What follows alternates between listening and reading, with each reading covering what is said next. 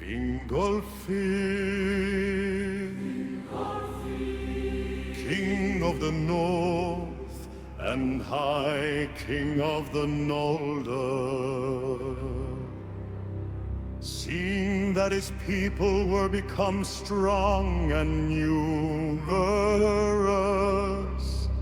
pondered once more an assault upon Angband. For he knew that they lived in danger, while the circle of the siege was incomplete, and Morgoth was free to labor. But the land was fair, and the kingdoms wide. Most of the Noldor were content with things as they were. Thus the designs of Fingolfin came to naught, and the land had peace yet for a while. Sing of the fall of Fingolfin and the ruin of Beleriand. Sing of the single combat and Fingolfin's valiant stand. Sing the song the orcs don't dare. Sing of the duel at the gate. Sing the song elves won't sing, for their sorrow is too great. Then the evil befell that Fingolfin had long dreaded, and yet more dire and sudden than he feared already. For Morgoth had long prepared his force in secret, while ever the malice of his heart grew greater, and his hatred grew more bitter, and he desired not only to end his foes, but to destroy and defile the lands that they had taken for their own.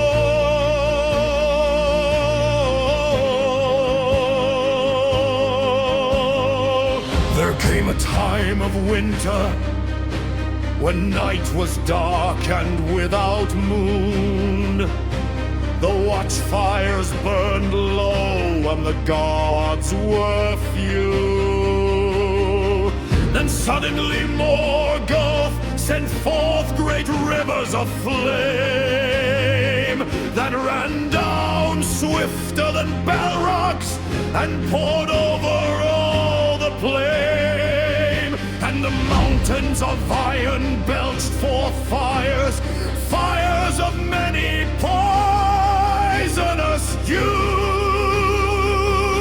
and deadly was the stank upon the air of their fumes.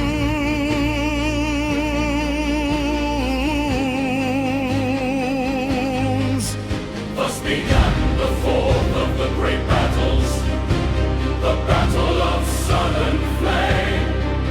In the front of the fire chlorum the golden came, and in his train our rocks were, and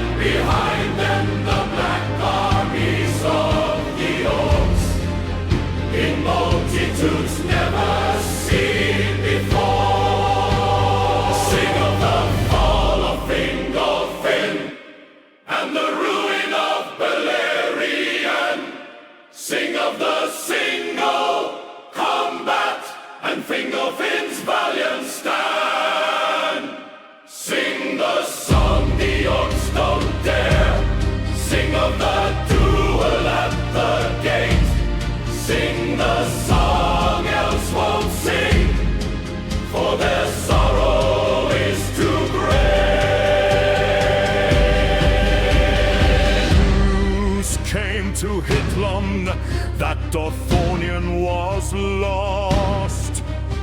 The sons of Finarfin overthrown, and the sons of Fëanor driven from their lands.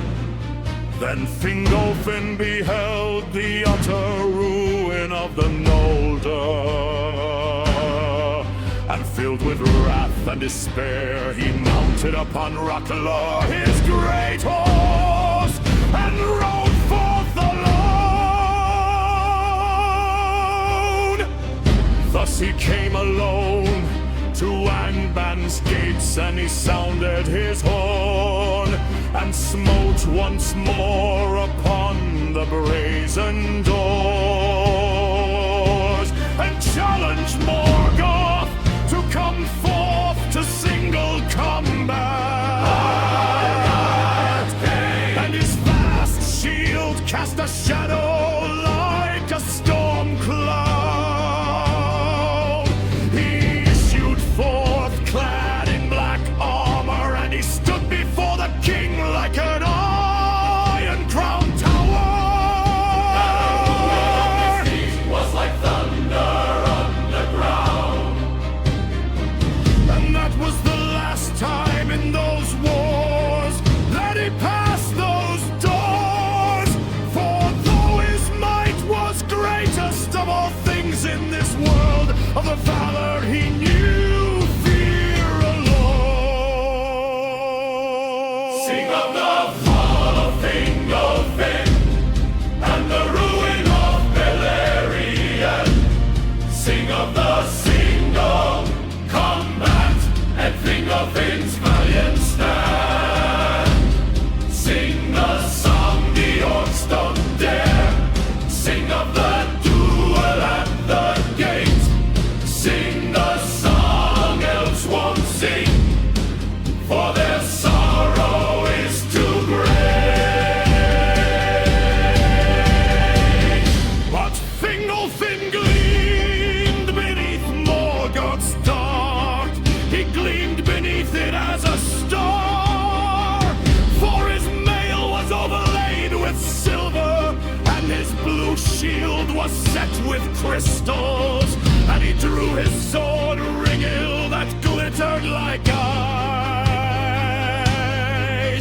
Then Morgoth hurled aloft drawn the hammer of the underworld, and swung it down like a thunderbolt. Fingolfin sprang aside, and groaned, rent a mighty pit in the earth. When smoke and fire darted, Many times Morgoth essayed to smite him, and each time Fingolfin leaped away, as from under a dark cloud a lightning shoots. And he wounded Morgoth with 7 wounds, and 7 times Morgoth gave a cry, and the cries echoed in the Northlands. But at the last the king grew weary, and Morgoth bore down his shield upon him. Thrice he was crushed to his knees, and thrice arose again, and bore up his broken side.